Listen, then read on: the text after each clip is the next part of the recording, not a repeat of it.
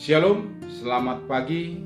Kembali kami menyapa saudara-saudara yang terkasih, Jemaat Tuhan GKI Sumut Seklasis Medan 1 dalam program Lentera Anugerah. Sebelum kita mengawali aktivitas kita di hari ini, kita terlebih dahulu bersekutu dengan firman Tuhan, dan saya mengajak kita semua untuk menundukkan hati kita kepada Tuhan. Mari kita berdoa. Allah yang penuh kasih, Bapa yang maha baik, terima kasih buat nafas hidup dan juga pagi hari yang Tuhan anugerahkan. Kami bersyukur buat itu semua. Dan saat ini kami rindu mendengarkan firman Tuhan. Kami rindu agar kehidupan kami dipenuhi dengan suara-Mu. Berfirmanlah ya Tuhan, kami mendengarkan. Di dalam nama Tuhan Yesus kami berdoa. Amin. Bapak, Ibu, dan saudara-saudara yang terkasih, firman Tuhan di pagi hari ini menyapa kita dari kitab Bilangan pasal 13 ayat 30. Demikian firman Tuhan. Kemudian Kaleb mencoba menenteramkan hati bangsa itu di hadapan Musa. Katanya, "Tidak, kita akan maju dan menduduki negeri itu, sebab kita pasti akan mengalahkannya." Demikian firman Tuhan. Tema pemberitaan firman Tuhan hari ini berkata, berpikir seperti kepiting. Berpikir seperti kepiting. Saudara-saudara yang terkasih, saya teringat dengan pengalaman saya ketika masih kecil dan sebuah pengalaman yang cukup unik.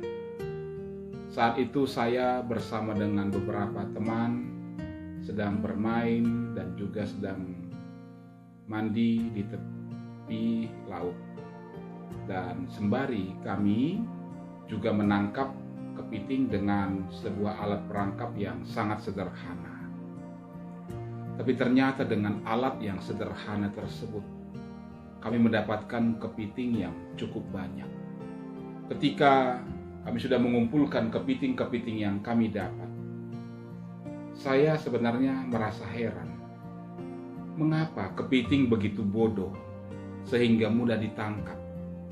Bukankah kepiting adalah hewan yang memiliki pertahanan diri yang cukup kuat? Capit seekor kepiting itu bisa menghancurkan atau memotong musuh atau makanannya.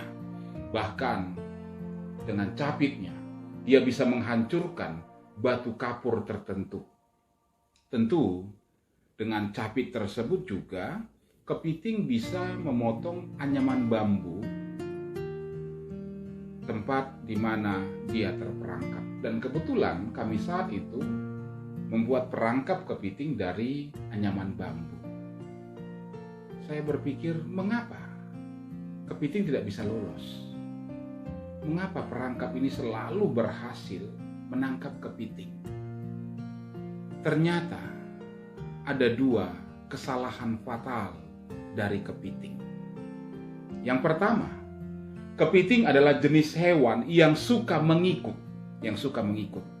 Jika ada satu ekor kepiting mendekati makanan atau umpan, maka kepiting yang lain akan mengikut. Jika ada satu ekor kepiting masuk ke sebuah perangkap atau jebakan, kepiting yang lain juga akan ikut. Pokoknya mengikut aja. Yang kedua, kepiting adalah jenis hewan yang egois. Jika satu ekor kepiting masuk ke dalam perangkap, sebenarnya dengan capitnya, dia bisa menghancurkan anyaman bambu itu. Tetapi ketika masuk kepiting yang lain ke dalam perangkap, maka jika ada kepiting yang berusaha keluar dari perangkap itu, kepiting-kepiting yang lain akan menarik dia. Jika dia masih terus berusaha untuk keluar, maka kepiting-kepiting yang lain akan menyerangnya. Akhirnya, kepiting-kepiting dalam perangkap ini hanya akan bersikap diam saja. Diam menunggu saja. Sampai akhirnya, nelayan datang mengambil perangkap dan mendapatkan kepiting di dalamnya. Kepiting memang termasuk jenis hewan yang bodoh. Saudara-saudara yang terkasih, saya mencoba membayangkan seandainya Kaleb dan Musa berpikir hal yang sama dengan para pengintai-pengintai tanah Kanaan yang mereka utus untuk melihat tanah Kanaan. Apa yang terjadi?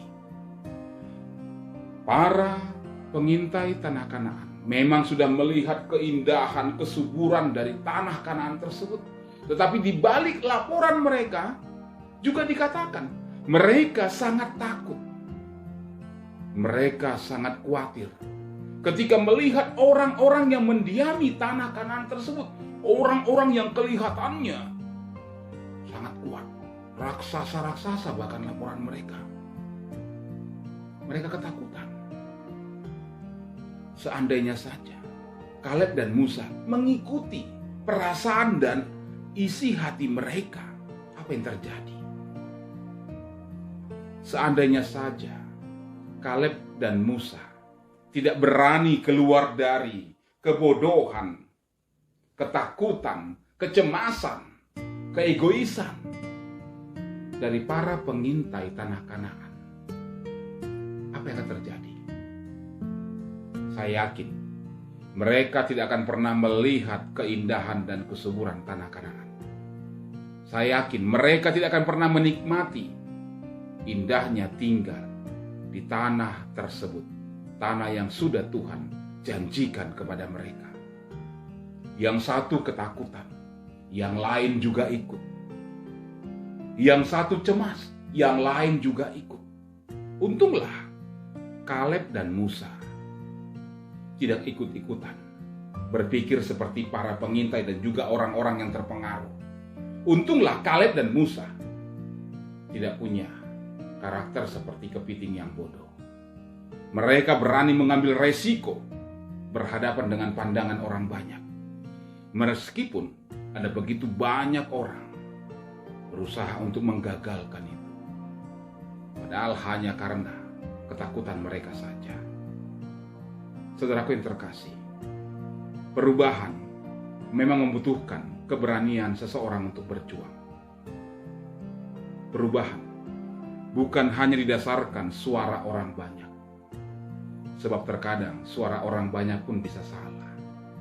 Kita mungkin ingat ketika suara-suara yang berteriak, yang berkata salibkan dia kepada Tuhan Yesus. Suara orang banyak bergemuruh mengatakan supaya Yesus disalibkan. Suara orang banyak yang sebenarnya salah.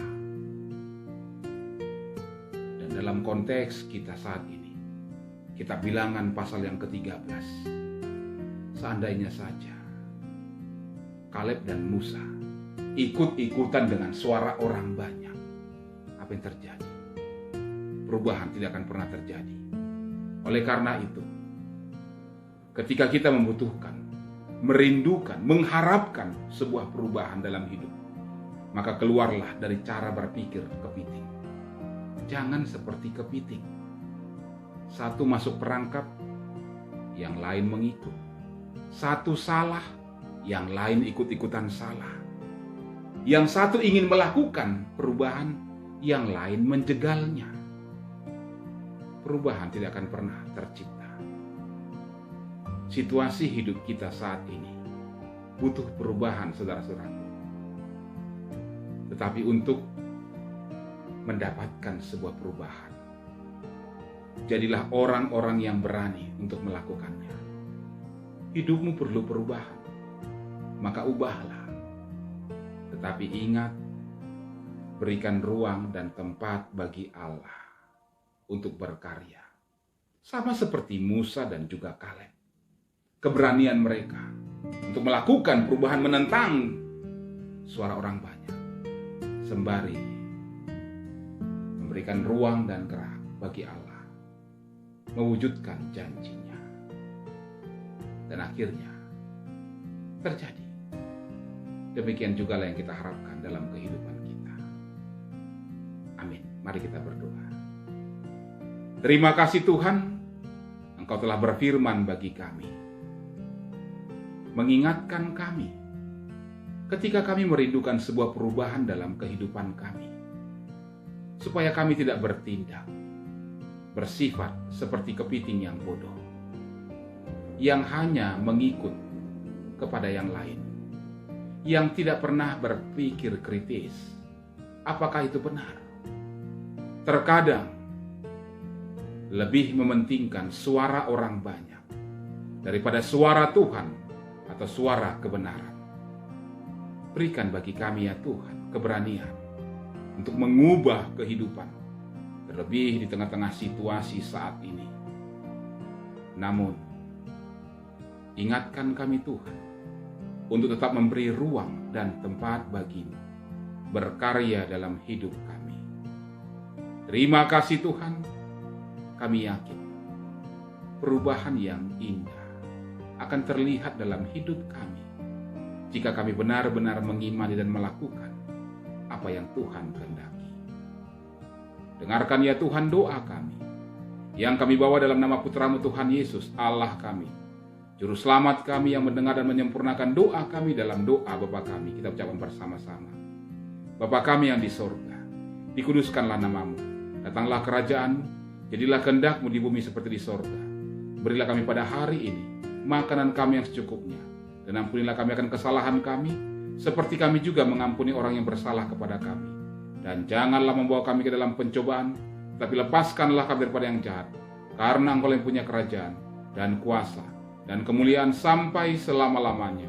Amin. Terimalah berkat dari Tuhan, kasih karunia dari Tuhan Yesus Kristus, kasih dari Allah Bapa, dan penyertaan dalam persekutuan dengan Roh Kudus, menyertai saudara-saudara sekalian, hari ini, esok, dan sampai selama-lamanya. Amin. Salam sehat selalu, Tuhan memberkati kita.